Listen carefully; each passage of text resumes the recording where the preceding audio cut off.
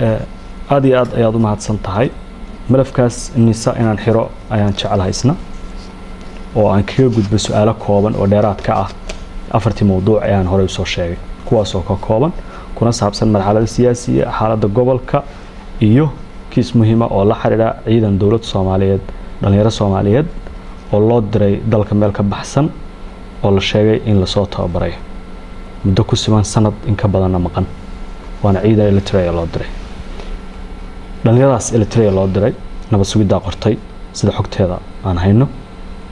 numberkooda ma inoo sheegi kartaa hay'adaha khusaysa lambarkeeda sheegi karto laakiin nabad sugidda qortay أنا هذا لمبر كود أنا شغله محل صارني. أوكي. إلتريا الجي صح؟ ورن. وحلو تابره إن الشيء يدور الصومالي هكذا جيست إيو تابرنس. والدولة داس إلتريا كعاوس بس الدولة كذا كعاوس. ما فاهمين سؤال. هل كان إلى جي عيدنك؟ يلا إلتريا عالم كويس حرير لا لهين وودن قادنسن سياسة دهان. إن الدورتان Eritrea إذنكوا هيل كلا دلال كلا محي كل عاد. ورت مركا أديك باهي قبتت. عندك سنة على قطع. أنا باهي ذا قبل وحي هيد إن عيدنا لا تبرر.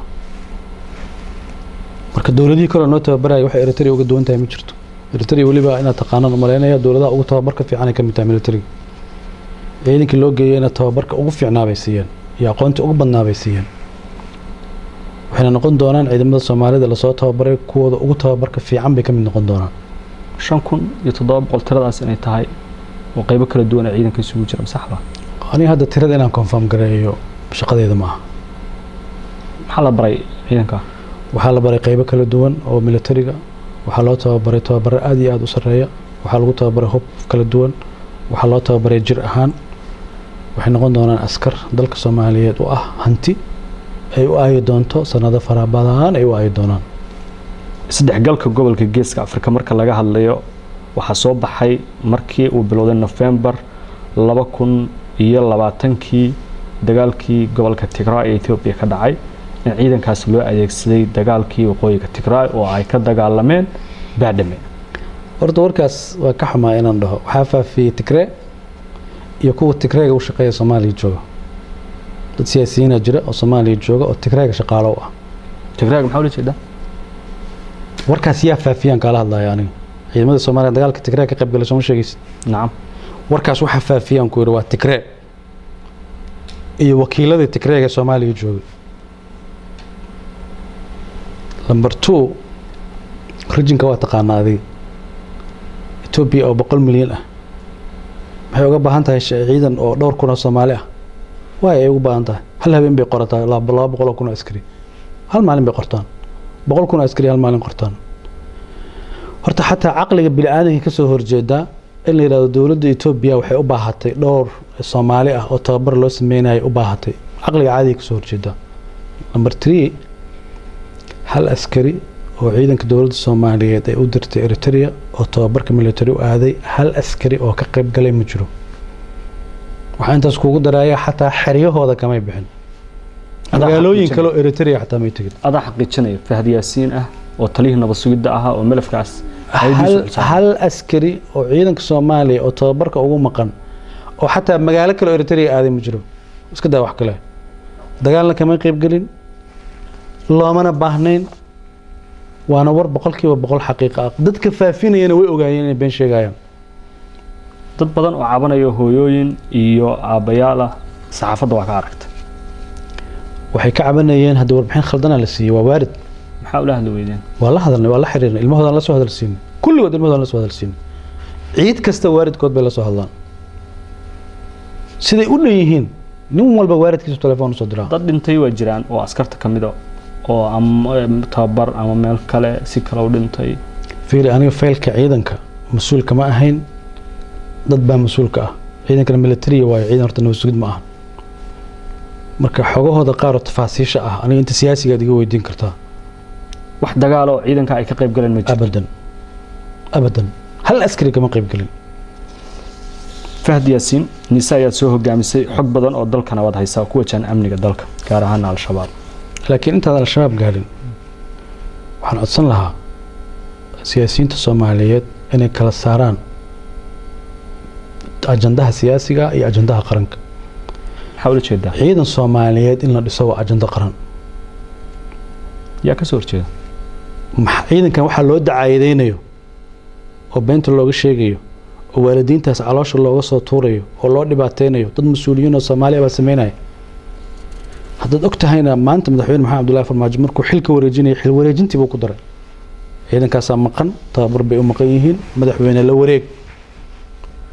maanta madaxweyne xasan sheekh wuxuu haystaa fursad qaali ah oo dahabi ah oo dalkana dib uga shaqeyn karo amniga dalkana uga shaqeyn karo waana wixii asaga ka horeeyay oo la qabtay madaxweyne kastana wixii hore loo qabtay waa inuu sii aanbaqaadaa. marka runtii dadkii ka shaqeynayay ciidankaas dagaalka qayb galay iyo kan bay sameeyaan markii ciidanka wadanka yimaadaan ay arkaan way yaxyixi doonaan. qodobka labaad oo muhiimka waxa waaye dowladda Eritrea taariikh siyaasadeed oo muddo dheer jirta naga dhaxayso.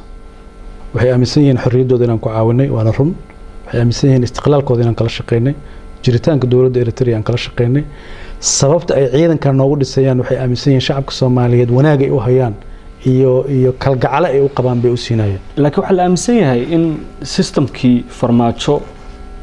nabadii nool ee dowladda Soomaaliya xilliga jirtay afawarkii xiriirkiisu inuu halkaas ku ekaanayo sababtoo ah dad badan oo ay kamid yihiin madaxda hadda xukunka joogtaa marar badan waxay ku eedeeyeen afawarkii inuu kaliya talisnimo ku abeerayo Soomaaliya. waa maqashay sax afawarkii inuu kaliya talisnimo ku abaabinayo Soomaaliya hadda yaa dhahayo warkaas oo kuwii Tigreega dhahayo laakiin madaxweynayaal horaa yiri waa dadkii Tigreega u shaqeynayay oo beentan faafinayay. aniga wadanka kale sida loo maamulo inaan farageliyo xaq boo ma lihiba. aniga waxaan xaq u leeyahay inaan ka hadlo dalkayga maxaa maslaxa oo aan dalka ka heli karaa. dowladda Eritrea waxay noogu deeqday inay ciidan Soomaaliyeed noo tababarto way ku mahadsan yihiin salaam baan waliba siinaynaa. rajada aad ka qabteen ciidanka Soomaaliya ku soo laabtaan faadahan inta lag waa ku dhawaaqay madaxweyne xasan sheekh ku dhawaaqay madaxweyne Maxamed Abdullaahi Farmaajo uu ku dhawaaqay inuu ciidanka kala wareegay waana la keenayaa ciidanka waana ayagoo tababaran oo faa'iideysan. waa sababta aan ku leeyahay markay ciidanka wadanka yimaadaan ayagoo waji gabax bay joogi doonaan siyaasiyiintaas. markaad eegto khibradda aad u leedahay al-shabaab iyo hay'adda amniga aad ka soo shaqaysay iyo shaqada dheer ee aad muddo 5 sano ah gacanta ku haysay ee dowladda federaalka ma isleedahay waa la gaaray xilligii wada hadal ay gal lahaayeen dowladda federaalka iyo al-shabaab?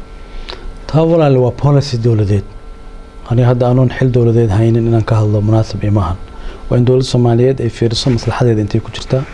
ma inay la hadashaa ma inay la dagaashaa oo institutionadu ay ka shiraan oo la daraaseeyo oo la qiimeeyo. haddii farmaajo aniga hadda meel aan ka hadlo hadda mawduucaas ma joogo. haddii farmaajo soo laama la maxay kaga qorshaysnaa qorshaan ka dejisan lahayn qorshahaas aan ka dejisan hadda kadib aad dejin lahayd inuu soo degsana maayda al-shabaab iyo mawaadiicdeeda waxay ka mid yihiin ajandayaasha ugu waaweyn dalka laakiin hadda ma rabo inaan ku dhaw waa la hadli lahayn lama hadli lahayn ma rabo inaan ku dhaw waxaan rabaa inaan ku weydiiyo haddii dowladda federaalka ee madaxweyne xasan sheekh hogaaminaya maanta uu xil ku soo bandhigo khibradaada wali inaad caboon tahay oo dhalinyaro tahay Soomaaliya ay ku baahan tahay sida aad ii sheegaysa ama aad aaminsan tahay ma isleedahay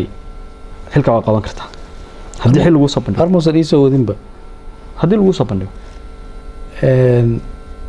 damiirkayga iyo habka aan u shaqeeyo iyo sida aan siyaasad ahaan uga fakaro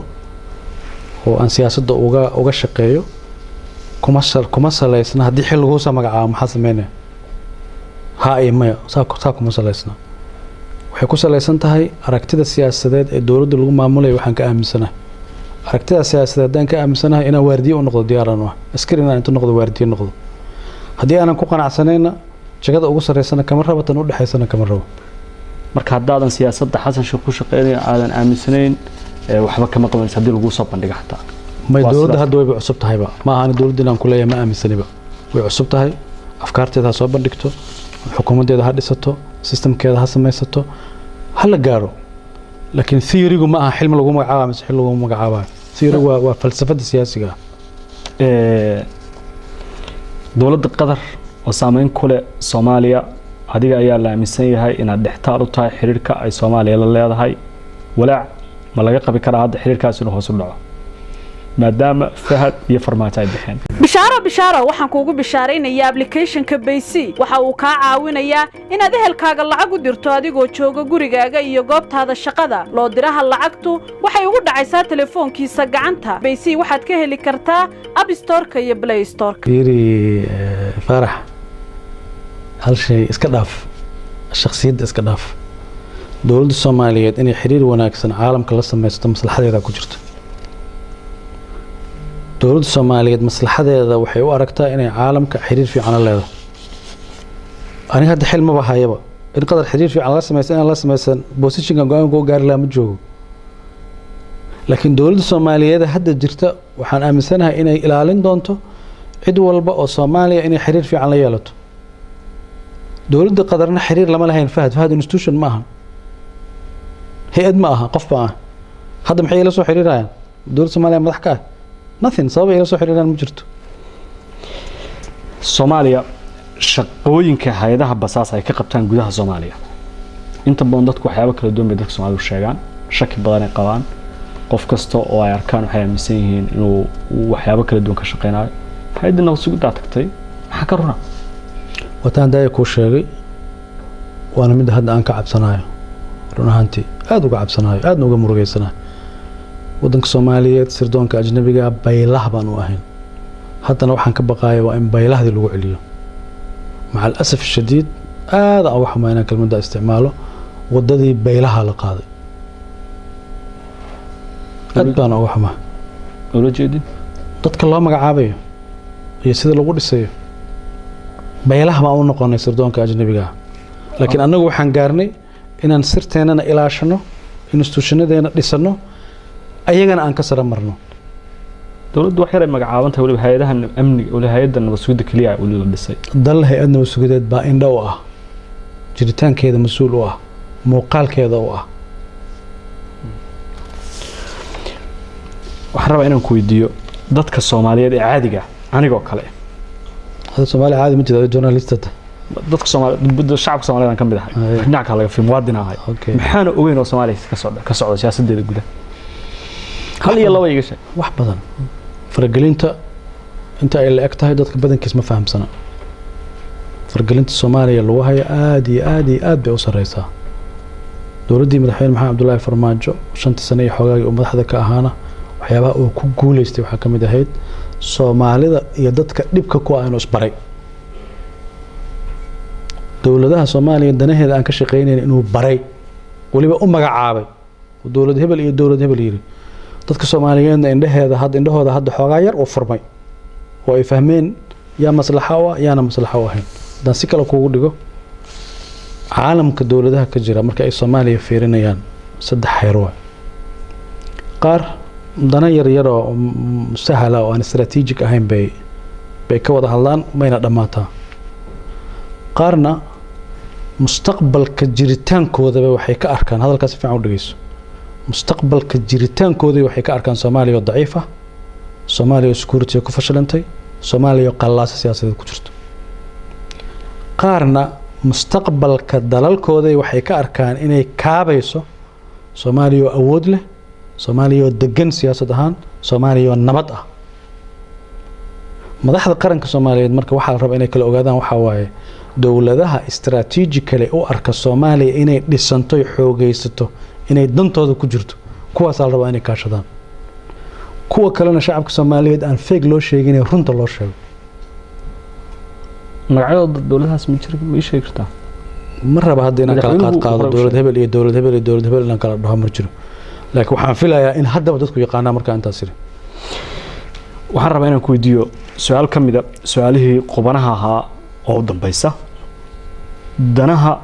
Soomaaliya laga leeyahay aad u waaweyn yihiin sida marar badan la sheego mid ka mid ah ku soo qaadaya waa malafka ama faylka Ethiopia iyo Masar ilaa iyo intii Soomaaliya ay xornimada qaateen labada dawladood waxay ku lahayn saameyn siyaasadeeda gudaha iyo xaggeeda amniga iyo faragelintaba waan ku lidisku adanahooda biyaha wabiga Niilka waxa isku hayaan labada dawladood ee Ethiopia iyo Masar oo ah laba dawladood waaweyn oo Afrika labadan aan ku wada jirno midowga Afrika midna aan ku wada sii wada jirno Jaamacatul Carab dowladdii aad adigu taliyaha nabad sugidda ilaa agaasimo madaxtooye ilaa agaasimo ku-xigeenkiisa ilaa la taliyaha amniga qaranka ee madaxweynaha aad ahayd waxay wadaay iyo xulafo dhow la ahayd Addis Ababa Ethiopia doorkii Masar miyaad lumiseen markaad xiriirkaas sida ka dhigteen ma jeceshahay inaad barato quraanka kariimka ah iyo culumta shareecada ugu kaalay markaska Nuurayn online oo baro adigoo gurigaaga jooga quraanka higaada iyo culumta kale islaamka wixii faahfaahin kala xiriir nambarada shaashada kaaga muuqda waxaan fahamsaneen maxaa isa saaray Masar waa dawlad علاقة في عنا لسه ما يصنعه حرير في عنا اللي هي مت كلتشر مت سياسات مت دقالة مت صاحب تنمو إثيوبيا أنت وكلا لسه ما يصنعه حاسة صار هذه الدولة تبى السلام الدولة تبى الله ضرر واي شو صار أنت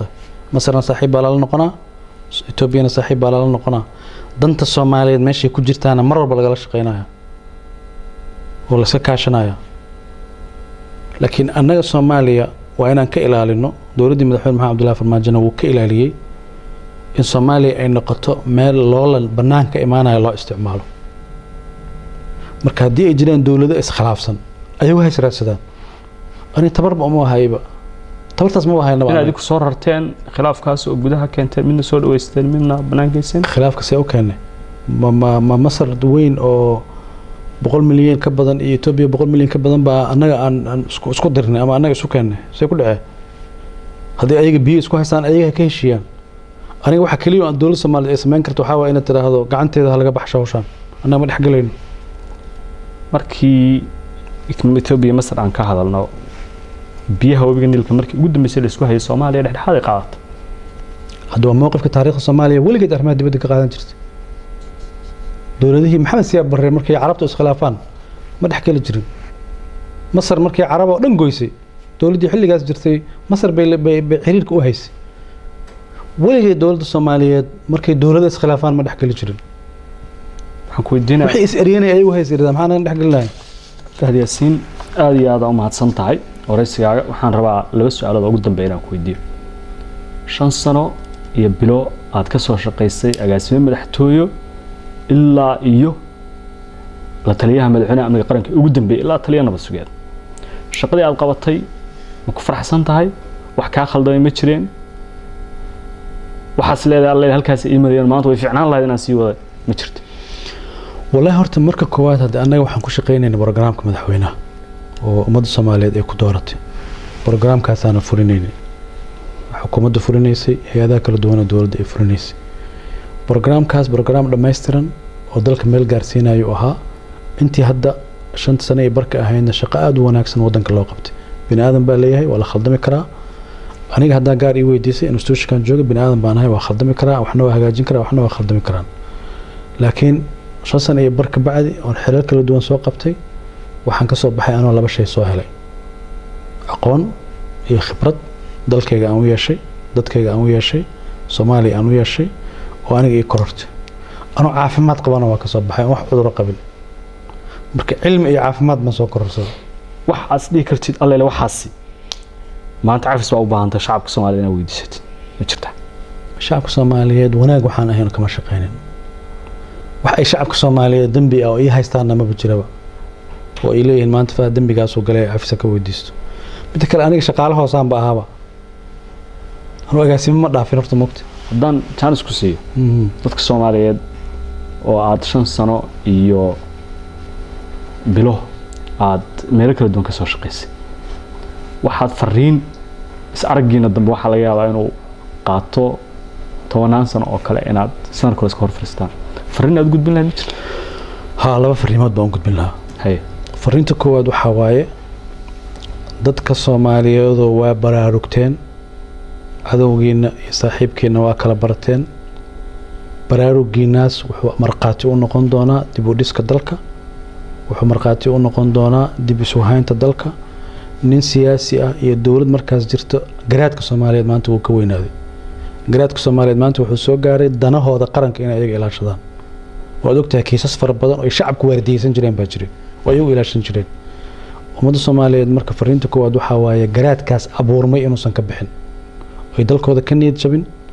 sida ay dalkooda gaar iyo waardiye uga ahaayeen oo ay uga sareeyeen siyaasiyiinta haddaad fahamsantahay meeshaan u jeedo waxa waaye garaadka ummadda Soomaaliyeed wuxuu gaaray inay ayagu yihiin dadka ilaashanaya dalkooda oo siyaasina khaldi karin dareenkaas abuurmay oo saaxiib iyo cadow kala garteen danta Soomaaliya dadka shaqeynaya dadkan ka shaqeynayna kala garteen inay ilaashadaan horta waa number 1 qodobka labaad waxa waaye oo fursad qaali ah inaan kula dardaarmo Soomaaliya Soomaali baa leh Soomaali baa ilaashan karta Soomaali baa waardiyeysan karta maalinta aanu annaga isku tashanno baa waxa naga dhimana dhameystiran karnaa dadka Soomaaliyeed markay aysan ku mashquulin faragelinta intee la egtahay faragelinta xagee ka timid way jirtaa way qodanta laakiin ha u tashteen ayaga wadankooda aad iyo aad ayaad u mahadsan tahay Fahd Yaasiin waa kaaga mahad celinaya waraysigaaga insha Allah daawadayaal gabi ahaan intaas ayaan kusoo gabagabaynaynaa waraysigii gaarka ahaa iyo xog warankii aan la yeelanay agaasimihii hore ee hay'adda nabad sugidda iyo sirdoonka qaranka ee Soomaaliya Fahd Yaasiin Xaaji Daahir xilkii ugu dambeeyay oo hayeen oo ahaa la taliyaha amniga qaranka ee madaxweynihii hore ee Soomaaliya Maxamed Cabdullaahi Farmaajo waraysigan oo waxyaabo kala duwan aanu kaga hadalnay nabadiino bishaaro waxaan kuugu bishaaraynayaa application-ka Baysi waxa uu ka caawinayaa inaad ehelkaaga lacag u dirto adigoo jooga gurigaaga iyo goobtaada shaqada loo diraha lacagtu waxay ugu dhacaysaa telefoonkiisa gacanta Baysi waxaad ka heli kartaa App Store-ka iyo Play Store-ka